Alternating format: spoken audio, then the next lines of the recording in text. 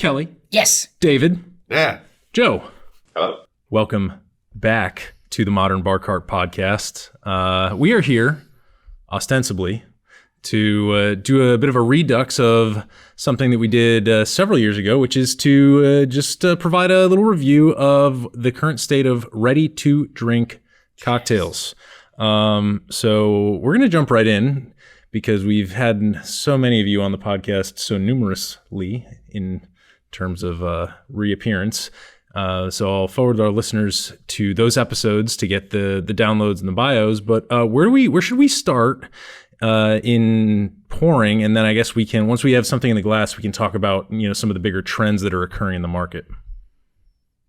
Yeah. Let's try this one, shall we? Oh, the Paloma. Tequila Paloma. Yes. All right. The fastest growing category in the RTD of the tequila and agave spirits. All right. Yeah. So and spirits in general, right? Spirits in general, yes. I mean, the seltzer and the malt beverage is still a growing category, mostly because, again, taxes and marketing allowed to be in more places. No, thank you.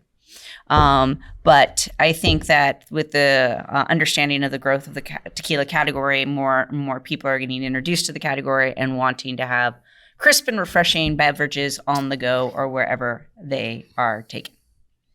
Yeah. And so this is, notably, we have one kind of large player here on the table, Cutwater Spirits. Obviously, they have they have massive manufacturing capabilities, right? Yep. So they've kind of got a lot of offerings, and they've, in addition to lots of big, nice equipment that was kindly funded by their kind of slapstick sales and mergers and acquisitions history with a large conglomerate. They've also got a lot of shots on goal, right? They've submitted a lot, and they've made a lot of improvements over the years. So what do we think about this Paloma? It's quite nice. It's quite light and refreshing, I think.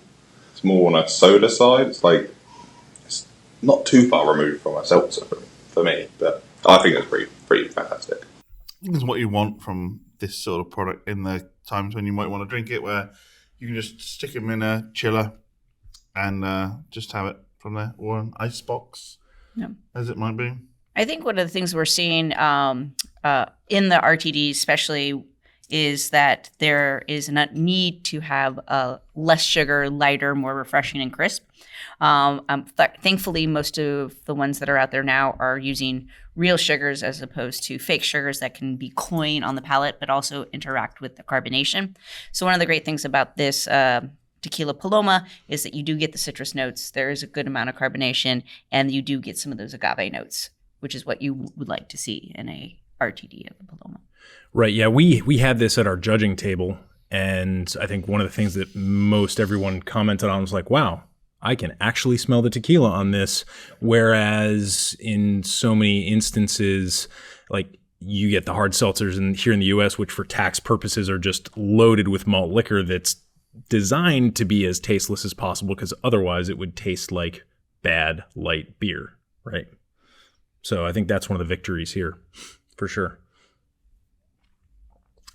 Joe, you were in the first interview that we've done, kind of the man on the street.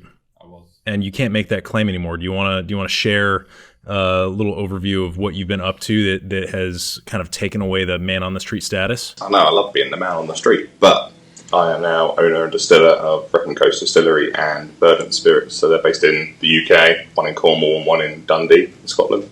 So yeah, I've moved from just being a lover of drinking to making drinks for lovers of drink. I love it. And have you played around with any RTD stuff in your operations? Do you have any plans to? We were looking to. It's quite hard. Minimum order quantity is quite high. So it's picking the right product, getting the right development, getting the right can, making it look appealing. I think that's what's really good at some here. A lot of it stands out, I think. And one of the big things Cutwater have done, they've sort of changed their packaging this year, or in the last 12 months I've seen. So it's standing out a bit more, because obviously they've got such a range. But yeah, I think it's one of those markets that's grown so quickly. It's kind of hard to get on board at the right time for it to be right for everyone. But it might be something we do in the future, not immediately. Right.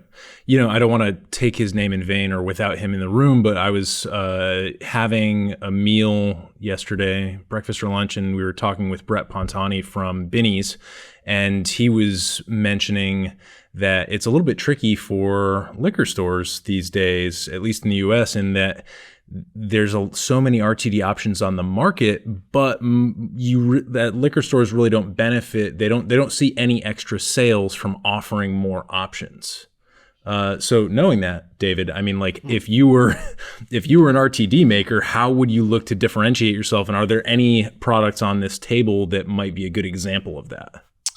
Yeah, I mean, so one of the things you can do is to take a particular existing drink, and either you do it really, really well, or you have a little twist on it here. So we've got this ready to serve. So the idea is that you'd mix it with ice or something like that. A product which is yes. So this is a particular type of daiquiri, right? Mm-hmm. And so rather than just having a straightforward sort of daiquiri, there's something else going on here. I bet Kelly, maybe you can explain a bit better than I can on this one. But going back to one of the things that Joe was saying, the other thing to remember for anyone that's thinking of making any sort of RTDs or similar is, unlike spirits, they have a shelf life. Yeah. I've seen a lot of UK producers having to sell off their products at cost or below because they've reached the end of their best before. They Right. also struggle, don't they, with volatility as well, getting the acids right and that sort of stuff. So, And is that particularly with these bottled iterations? More with cans, actually. Oh, so interesting. there's anything that tends to have any acid or anything in there that can eat away at the seal, and then if that then spills onto the rest of the stock, it can destroy stock. I mean, it's part about getting the right person to do the canning and that sort of thing. But I know someone, it wasn't an RTD in this way, it was a cider. Very good cider, but they ruined about 40% of their stock just from having poor seals. The thing about when you add carbonation, and a lot of bartenders will see this when they carbonate cocktails or carbonate and then bottle cocktails, especially, or can them, with this, as your ingredients sit with the carbonation, your acidity is going to rise. So you can have a bottled Manhattan Old Fashioned, and after a little while of sitting with that carbonation, you open it, there's an acidity that wasn't available. So you have to deal with that of the pH balance. But I think one of the interesting things that we're seeing more is, yes, there is still the seltzer, the plus ups, the vodka sodas, the whiskey gingers that are out there. But people that are getting into RTDs as a way of enjoying cocktails that they might be too nervous to make at home, or they don't have a lot of ingredients, is a really good gateway to figure out what you want to order when you go to a bar or restaurant. So we're seeing a lot more in the cocktails, but when you are doing cocktails, you have to really be understanding that just because you say the name of the cocktail, if you're not also explaining on the packaging what it's going to taste like, people might be a little nervous. And the thing we saw with Cutwater with their new packaging is they would now say on the back of it, even if it's a well-known cocktail, what's in it and what you should experience. So in their tiki rum, they have white rum, barrel-aged rum, passion fruit, and natural flavors. Right. So at least giving the consumer a guideline of like what they're looking for. Yeah. And this daiquiri, I actually thought I grabbed something different, but this is a good opportunity, I think, because when we judged the two daiquiris from Kohana, both were ready to enjoy or ready to serve, I guess. Ready to serve, like this one. They were very different. So what was your take on their two daiquiri offerings? Well, one of the things about the distillery on its own, it's the largest or the only distillery in the world that has single origin sugar canes on their property. So all their rums, there's a blended, there's an aged, but they have single origin. And so when they're making the cocktails, when we tried them, we didn't know it was from them. We could really taste the differences in the cane. Like it did taste like cane. You really got that through. And their RTDs, they really did showcase not only what they are known for because, their name's on the bottle and their consumers are really into it. But they also took the understanding of the drink culture of Hawaii. And so they're using a lot of the nice tropical notes and using them in a way that balances out and highlights the rum production that they do. I think it's also interesting that the 2 daiquiris that we tasted were pointed at potentially 2 entirely different types and groups of consumers. One of them was very funky, very maybe you could almost call it aggressive, like an aggressive kind of funky rum, and that is pointed at rum nerds who are into the funk. And then the one that we're enjoying right now is just hyper well balanced, I think, and it received a pretty good score if my memory serves correctly. So I think that's worth considering if you're looking to launch RTDs. Like, well, how can you get multiple bites at the same apple with a single change in your product? With maybe you need to change more than just the base spirit, but a couple of little tweaks here and there can really expand the people that you appeal to. Because I think it's more than just younger crowds that are getting into RTDs or wanting to be on a boat. They're more and more or in a cabin or in where it's legal on a train. For the UK, I found going to different festivals and gigs, they've moved away from conventional gin and tonics and that sort of array. It'll be something like your Tanqueray gin and tonic in a can that's behind the bar ready to go. Because for them it's quick and easy, and it takes probably 1, maybe 2 steps out of the process. So they're right, for in UK terms, £8, there you go, right, take it, and it moves the queue quicker, and everyone's a bit happier. Right. Yeah, exactly. And I think that's the point. Like, usually when you see a modification like that, where you switch from something like a draft beer to a canned beer, for example, you're like, I feel like I'm missing something. I'm missing the quality of the draft. And in that sense, it's a one-way value flow only to the bar that's making the money and not to the consumer. But here it really is bi-directional. It's just as good. Bang, bang, here we go, which I love. Yeah. What are some other changes that you've been seeing in the last 4 years, David, as we've kind of expanded and elaborated on this judging? We've gotten things submitted again and again in different kind of improved versions. I'm seeing a little bit more of the ready to serve, the sort of bottled drinks, not just at the competition, but out and about. Again, I think as we probably talked before, very historical. Going back to sort of 20s, 30s and stuff. The shaker cocktails and things like that were around, and some things even before that. I think one of the things I'm finding interesting is you're starting to see more brands that are just RTD companies. Whereas previously you might see a distiller that's breaching out. Now you're seeing more, actually, this is all we do. We might buy in the alcohol from someone else. So Curatif, which is an Australian brand, they buy their alcohol. They work with them, so they put the brand on the label. But they focus on what they're good at, and that is making RTDs, doing the balance, getting the stuff into the can, making sure that it's stable once it's in that can. It's a big, different skill set than making spirits. And I think actually that's probably a sensible way to go, particularly if you're a distiller thinking about maybe looking into doing RTDs, because it's a quick way to lose a lot of money. Yeah, I think we're probably in a phase of the craft distilling movement where we're seeing an increased move towards specialization. Would that be accurate to say? Yeah, I think so. I mean, some of these, if you're talking about with like distilleries, I feel like, maybe to say it a different way, I feel like maybe we're just seeing fewer distilleries that are coming onto the scene new as being the types of distilleries that we were seeing 10 years ago, where you're starting with a vodka, you're laying down your bourbon, then while the bourbon's maturing, you launch a rum, a blah, blah, blah, and a blah, blah, blah, and you try and make everything. I feel like more of the newer brands that I'm seeing, and I don't have empirical data to back this up, so it's just a feeling, is that it just seems like there's more people who are deciding to specialize right from get. I'm not, Kelly would know probably better than I, but I think part of the reason why these very early distilleries did make everything is if they wanted to have a bar, depending on the jurisdiction, they wanted to have a bar there, they had to make everything that they sold on premises. So, for example, I was in a distillery recently, and they make a lot of different things, and they make a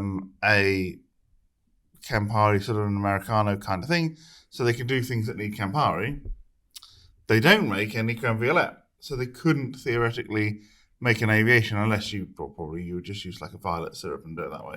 But if you wanted to use that liqueur, because they don't make that liqueur, they can't sell it as a cocktail in their distillery. Right. I think some of those rules may have softened a little bit, the sense I get, and so that's why the necessity isn't there in the same way that it once was. Some people are doing things as well, aren't they, in the lead up for things coming to age. So there's a couple I know in the UK that have done gins whilst they're waiting for their rum to age in the barrel. So or whiskey in a barrel, as I know one I heard about today actually. And it's the same thing, they do a broad range of gin, but they're starting to back out the gin market now because their whiskies have come to 5, nearly 10 years. So they're ready to push the market they originally really wanted. Right. Well, that all makes sense. I see that we have down toward the end 2 very classic cocktails that are probably well represented in the RTD space, being the Martini and the Gin and Tonic. These are big brands. So we've tasted kind of a Cutwater, which is like a medium large to large. They've got a lot of really good coverage here in the US, but I wouldn't think that they're crazy international at the moment. And then we've got the Kohana, which is probably just emerging. But we've got the big guns. We've got Grey Goose and we've got Tanqueray. So should we see what the big boys are doing? Yeah, let's go for it. Well, it's funny. The in the RTD and RTSs, where's your stir? I was just a shake. Stir over right. I've got in the RTD space. Well, the original RTDs from Connecticut. One was a Martini. Hubline. That turned in the hotel that turned into club cocktail. One was a Martini. One was a Manhattan. We have the Gordons would also do the classic martinis and those style cocktails. You don't see a lot of straight martinis on the market as much as you see things with carbonation because of the fact that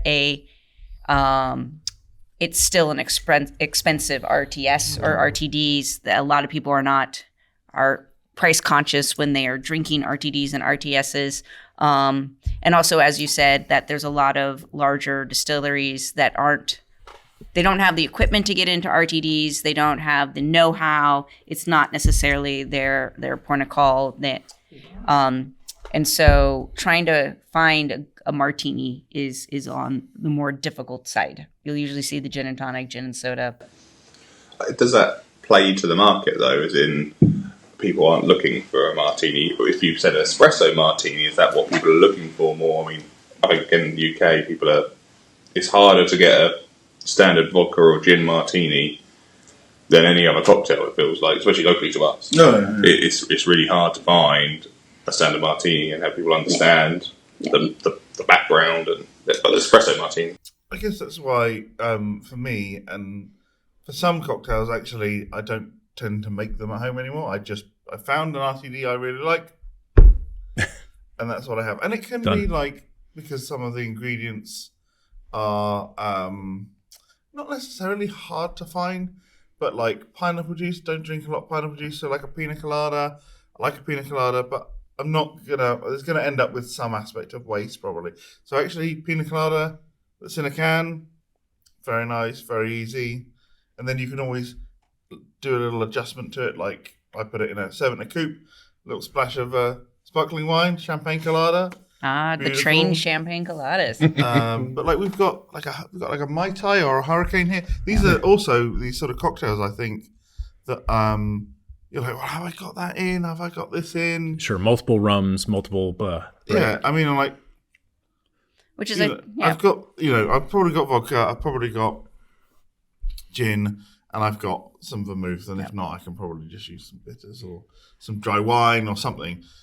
But these ones that are really complicated, I think there's a potential for that as well. Yeah, I think the demographic of people that are drinking martinis at home are not necessarily currently the demographic for the RTD RTS space.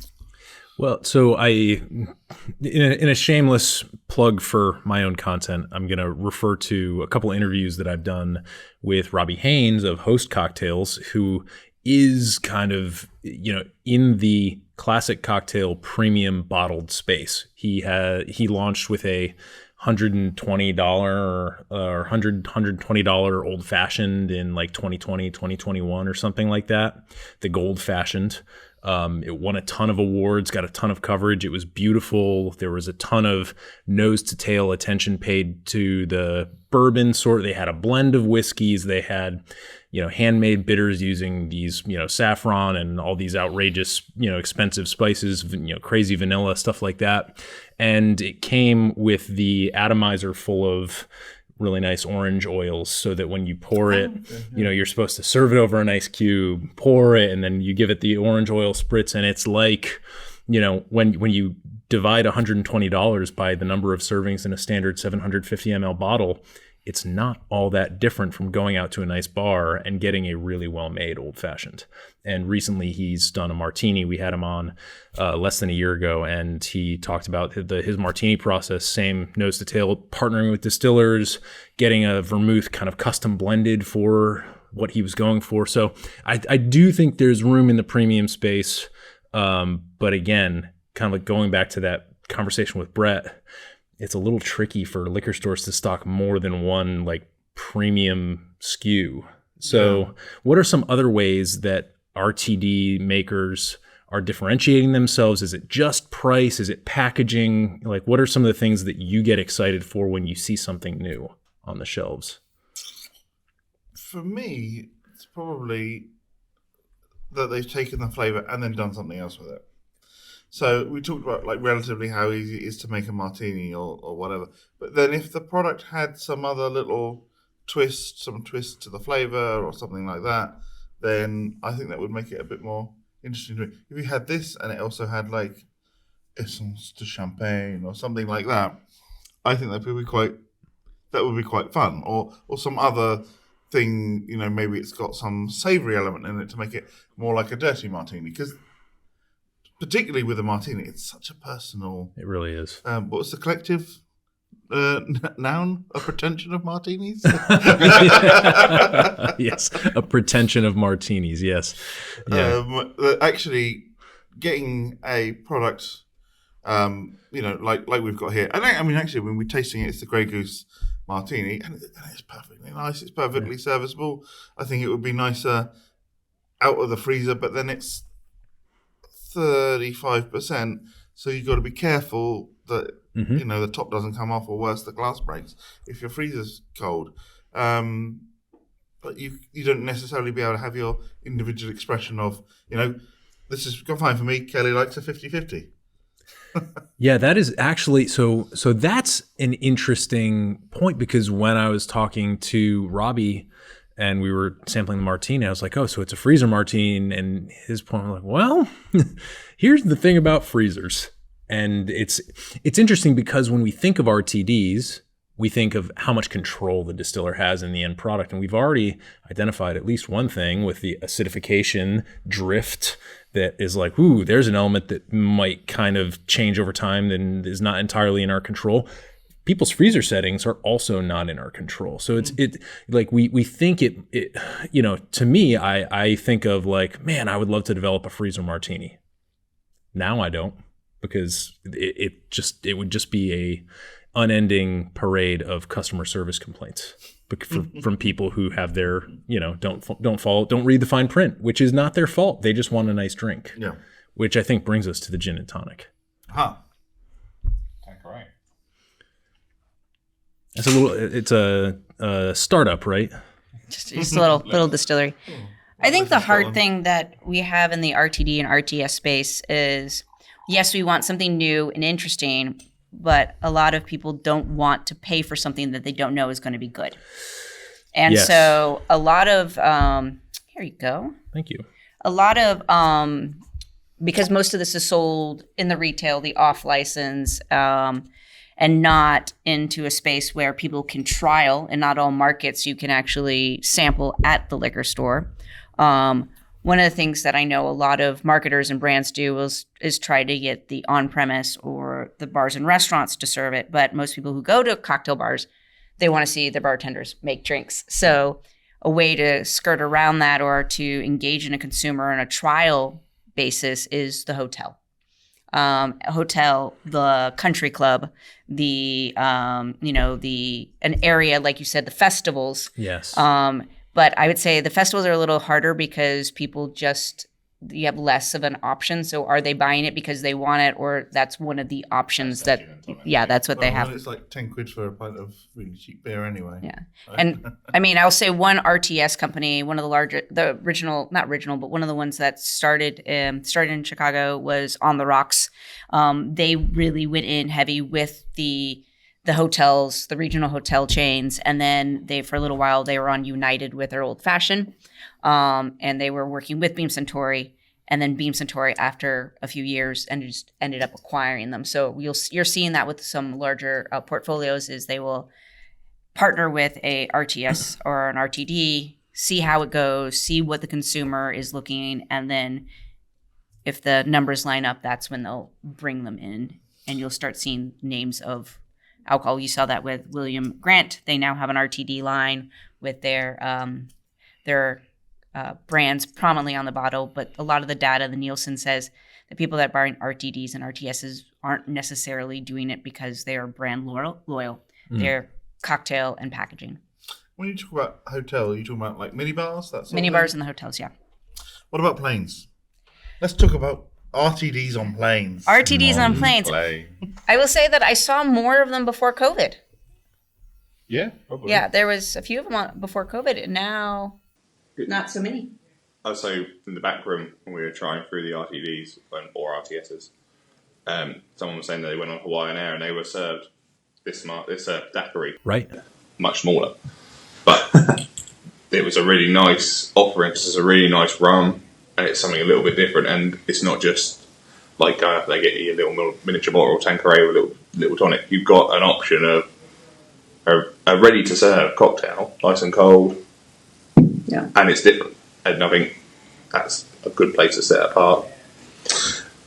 I was speaking to someone who just got onto an airline with RTDs. And what was really interesting to me was they were talking about how there's very specific guidelines for when a member of cabin crew is serving you a drink. Hopefully not the captain, but one of the others. Or the co-captain. Short stuff. Better than being delayed. Big B. There's so many, I think it's about 6 or 7 moves that they're allowed to have for making you a drink, and a time frame that's about 45 seconds, something like that. Maybe it's a bit. Yeah, it's definitely under a minute. And then, like, anything that they want to serve, if they're going to serve it from a drink point of view, has to fit within this priority. So if you think like making a martini, that's not going to work. Even if you think of a spirit mixer, we've got the cup, that's 1. Yep. We've got the ice. 2. Spirit. 3. Mixer. 4. Garnish. 5. You've got some drawers in it as well. Funny enough, I was talking to my father, who used to travel a lot for work, and he, his business partner, who was traveling, was not drinking, so he would get the drink tickets, and so he would, they would say, "Oh, you're special. We're just going to we'll put some fruit in that glass for their garnish." And I can't remember the last time I saw a lemon or a lime in a glass on the plane. Like, they cut that completely out. Yeah, you do it. Well, Yeah, you have it. well, United and all their partners, and Sure, yeah. I think the American commercial airlines have been cutting way back on all of that. because now they just give you the mini bottle and they give you the can of mixer and the ice, and you mix it yourself. Yeah, basically. Yeah, and but I guess when you spread that across the amount of flights that there are, that difference that makes. Someone's got to cut those lemons up. But on BA, it's slightly inconsistent. I think it depends on the class you're in as well. Like, whether you get it just, here's the ice, here's your 50ml bottle, and you have 1 tonic, and then you ratio it yourself. Having flown a little bit higher class recently, it was served to me. So it was like, here's your gin and tonic. So it was like, you don't know what the ratio is. It's 25ml, 50ml. It's there, ready to go. So it's a completely different dynamic. But Yet another detractor for no longer being the man on the street. I know. Was, Paying too much attention now. But I guess that's the thing. You have your glass, 1. You grab a can, 2. Vodka iced tea in this case. Is that one move? 3? Pull the tab is probably a half move. Half move. It's poured. Put the ice in there. That's it. That's done. And that was it. And so actually this particular company, their margarita was on business on Qantas. And what they also found was that the passengers wanted to have the can with the drink. They wanted to have it there. Maybe there was a little bit left over.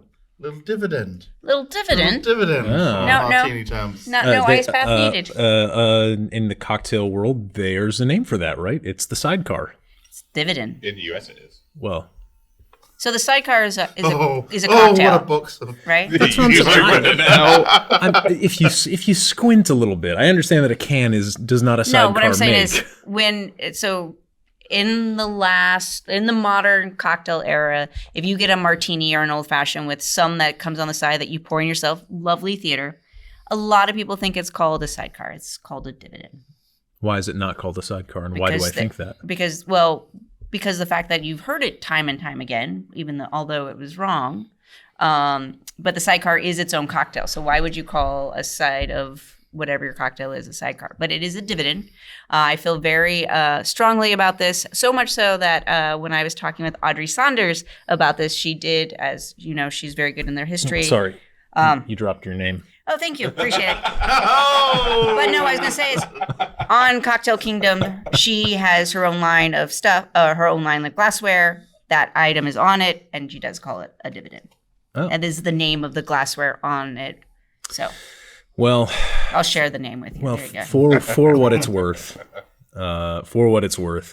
I was doing a little bit of reading in preparation for a margarita episode that I was researching for. Now, this was before I knew that you and David were entering the perfect people margarita here, Eric. space. I didn't know.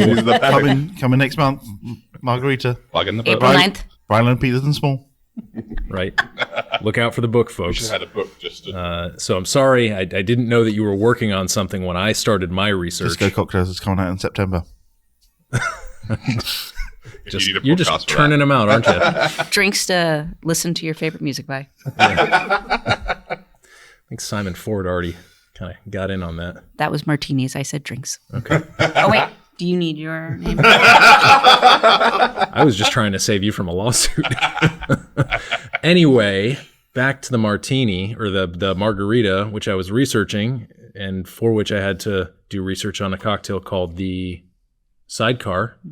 And one of the speculative reasons for the name was that it was, when it was being developed, one of the formulations ended up being too large for the glassware that they served, and so they had to serve the cocktail and a little sidecar next to it with the remainder of the drink. So I came across that. I don't know whether that is true or apocryphal, but figured I'd just leave it out there.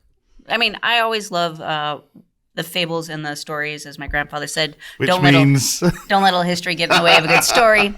Wrong! No, I'm just saying that if you say that it was one person naming it one thing at one time and it benefits this one thing, as you know, as a bartender, it takes a long time to get something right.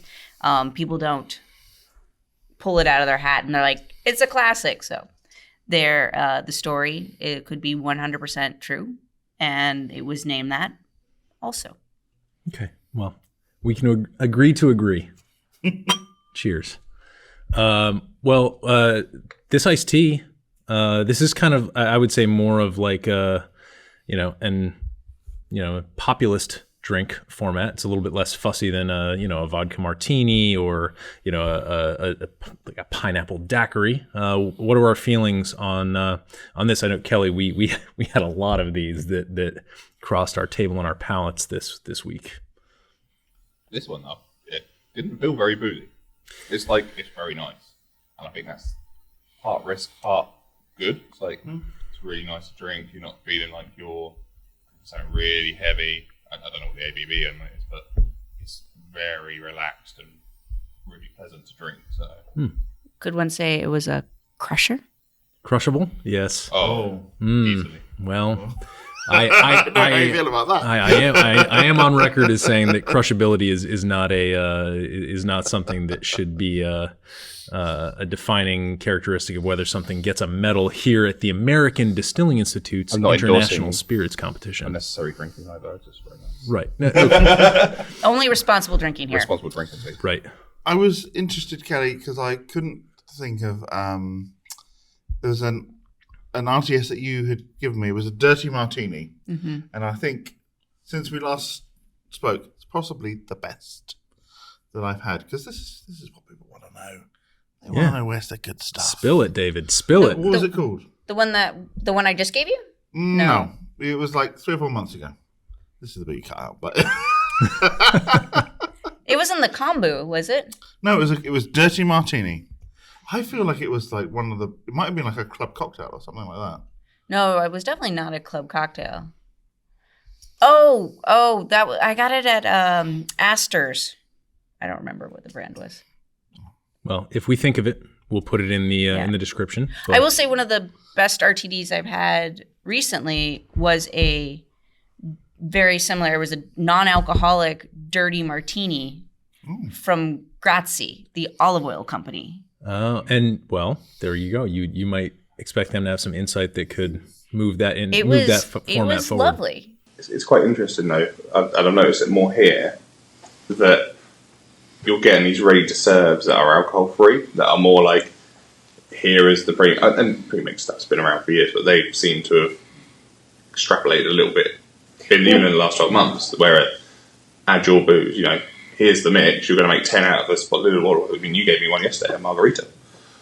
Add your own tequila.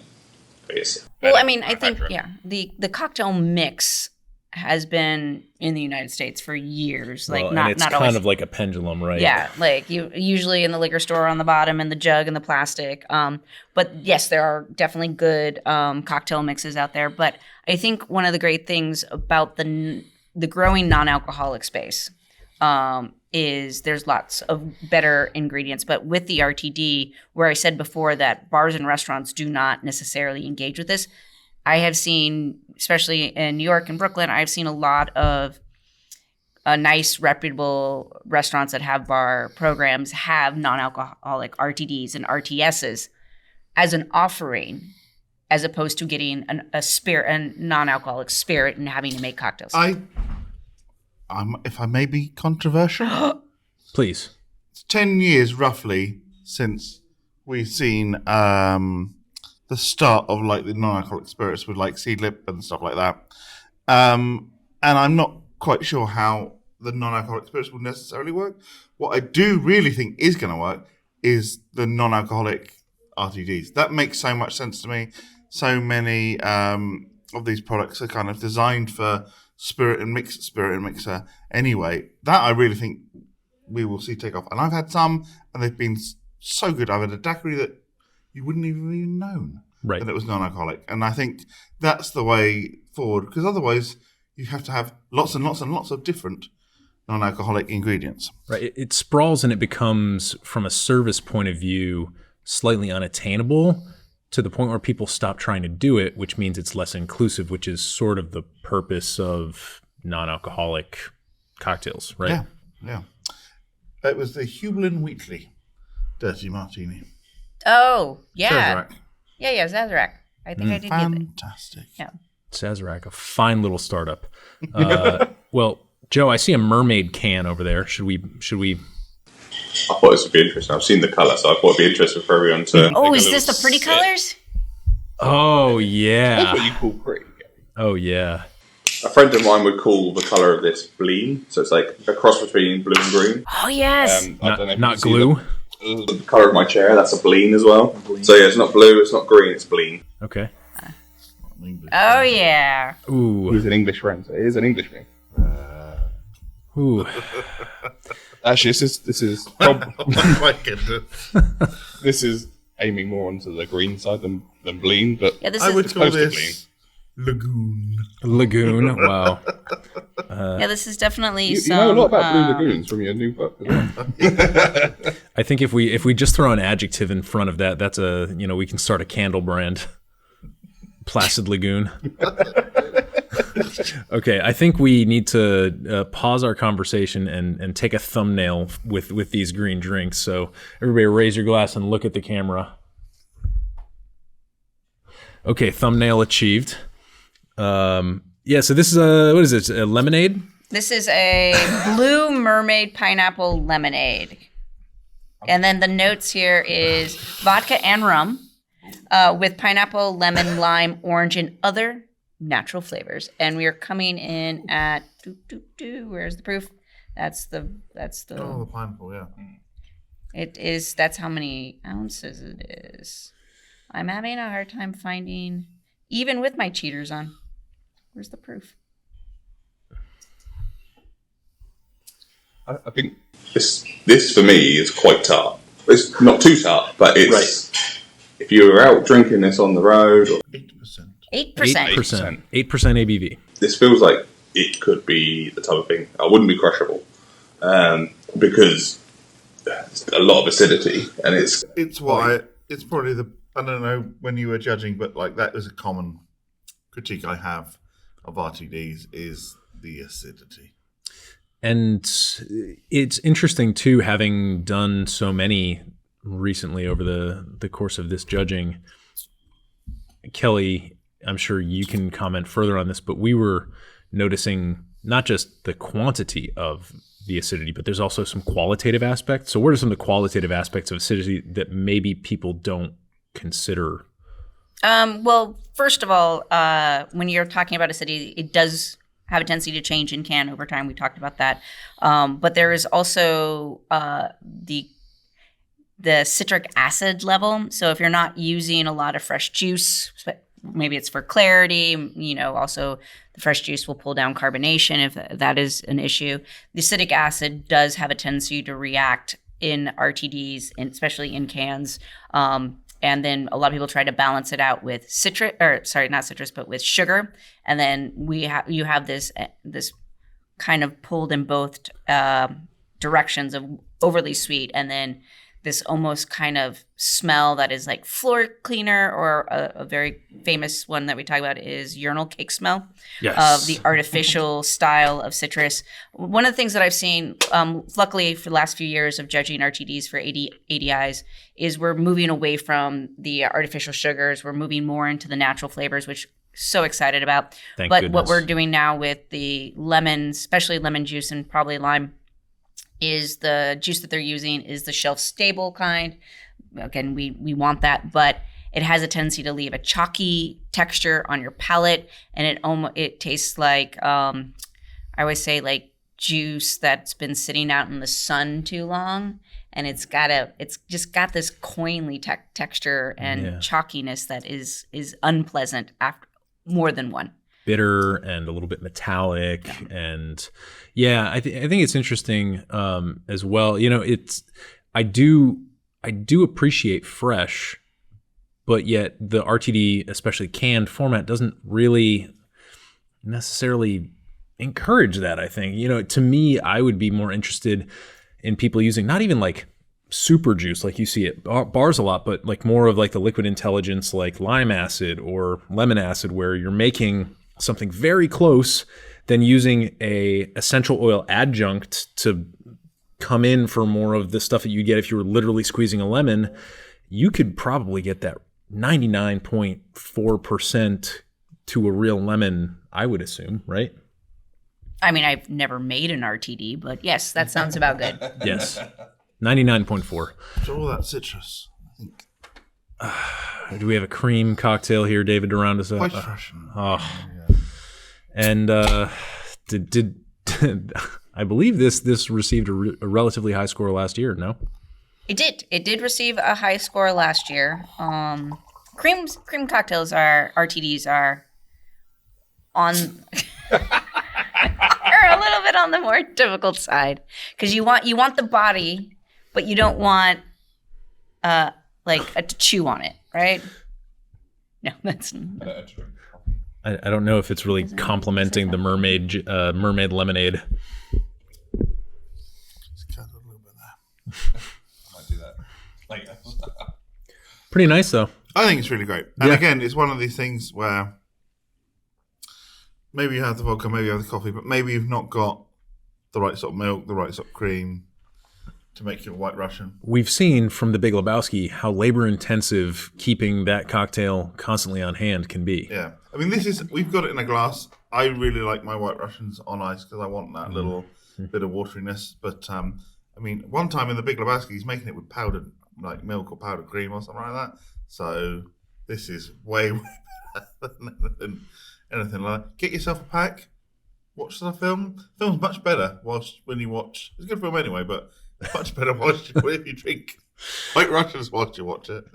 Well, since we're on dessert here, I figured this might be a good time to kind of provide some closing thoughts to our listeners. I mean, we're now in a world where we don't have the cruel exigence of a pandemic forcing us to do to-go cocktails from bars and forcing us to drink almost exclusively in the home. So, I mean, what do we think now and looking forward that people should consider? Where does the value lie? Like, where do you think RTDs are going to go in the next few years? Maybe cannabis is an obvious one that we start with because we had a few of those. I don't know. I think for me, it's the accessibility of cocktails at home. Yeah, not everyone's a bartender, has a skill, or like David said, the ingredients just on hand to make a Manhattan and a Negroni or whatever it will be. In the UK, we're getting a lot of these sort of pouch style cocktails. I don't remember what the one is where you cut the corner off and pour it in. Oh, yeah, it's like just add ice, isn't it? The whole thing is they're really Cocktails by Mao. Cocktails by Mao, Steph Miller. Name drop. Yeah, that's our level of makeup. That's more of a shameless plug. that's for you, Steph. But the idea is it's really easy to store these. You're talking something that's this big, this thin, right? So you could have 20 in the refrigerator and you wouldn't even notice they're there. Right, packaging innovation. Right. Yeah, it's massive, and you can see lots of different things where that could be relevant or useful for people where they do want to have cocktails. They want a margarita, a Manhattan, a Negroni, or other iterations. And for different types of people, for what they're looking for whatever event they're trying to do. So you've got a dinner party. I've got these. I don't know, you're doing a bridal shower. I've got these. There's so many applications. And I think that's what's really good about the RTD market now and where it's going to go moving forward even more so. Right, an RTD for every season, so to speak. Pretty much, yeah. I think we will see some more CBD, THC kind of products, particularly in the US. The THC stuff is currently illegal to have in the UK, but it's not illegal for people from the UK to have whilst they're in the US. Just don't tell anyone. So I think we'll see that. I think we'll see, and I hope that we'll see a further embracing of RTDs in the non-alcoholic category, like some really good, like rum and cokes, gin tonics, that sort of thing, that are very accessible. They're not stupidly expensive either, and I think we'll really see something go there. And I think we will see continuing innovation. I will be a little bit controversial. Please. I'm not convinced about some of these sort of the cocktails, like the martini and things like that. I'm not convinced that when we talk next time, depending on when it is, they will necessarily be around. I think some of these products will go.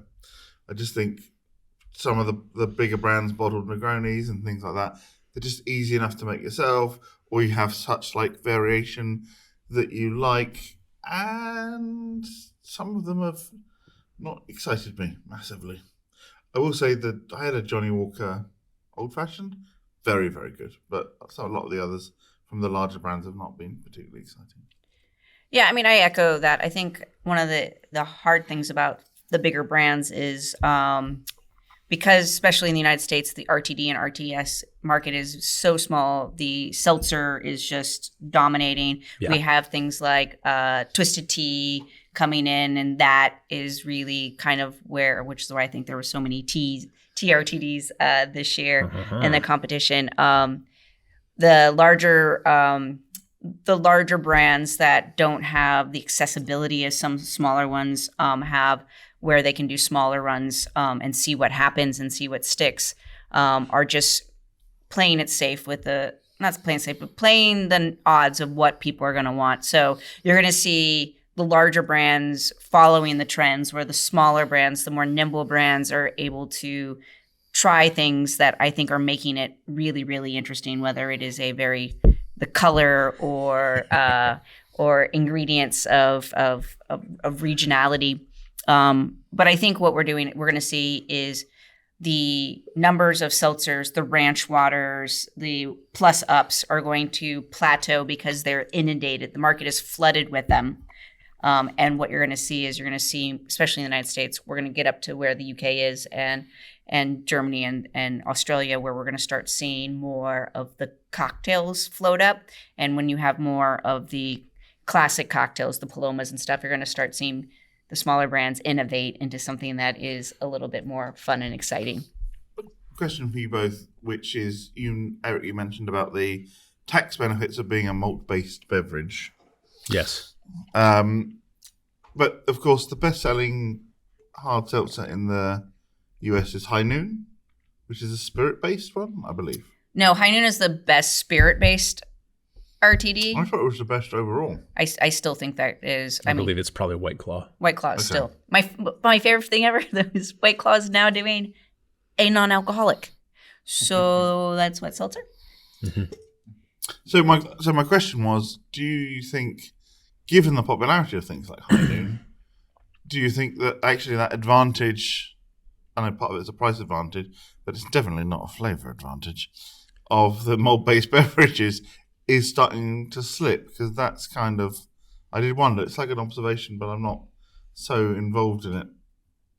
Well, I'll just provide you with a case study that I don't think answers your question, but is something that I find very interesting. So maybe 2 to 3 years ago, Dogfish Head was acquired by Boston Brewing. A craft but large-scale brewery was acquired by Sam Adams, which is probably Boston Brewing is probably one of the largest independent-ish brewers. Dogfish is Delaware, right? Delaware, correct. And Boston Brewing, Sam Adams is, very, very big and but they've been around for a long time.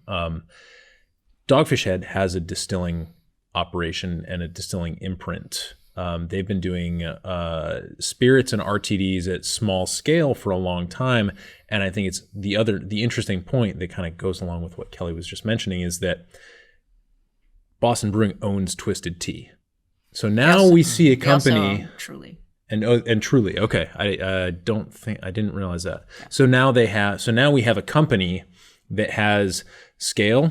It's got the opportunity to make malt-based RTDs, but also they've got some distilling to play around with. So at least where I live on the East Coast, and Kelly is based on the East Coast, there's somebody with the opportunity who could potentially A/B test this kind of thing. Which is actually funny because Boston Brewery contracts spirits because they just released a Twisted Whiskey and Truly vodkas. And although in their portfolio there is a distillery, they can't do the volume that they need at the price point they need to make it accessible, the final product to where their demographic are willing to pay. So they outsource their spirits. But I think it's interesting that you see this happening after they acquired Dogfish with Sam, because I think in my conversation with him on the podcast, the one thing that I was most impressed with was the ability to scale creativity. And we were just talking about this divide between the big players becoming less interesting and the little players being the ones who are going to continue to innovate. So I think that's probably the biggest takeaway I have, which is look small if you want interesting. look big if you want consistent, and if you want to be able to do the crack open of the pina colada that you don't have to think about, right? So I think that's a really nice place to kind of land this plane. We've sampled quite a few lovely RTDs here. Thanks to the American Distilling Institute for allowing us to record here at the 2024 International Spirits Competition. Thanks to David and to Joe for all the work that they've put in behind the scenes. To Kelly for putting up with me at the RTD table. You were a dream. And I mean it honestly. Thank you. You're Thank welcome. you.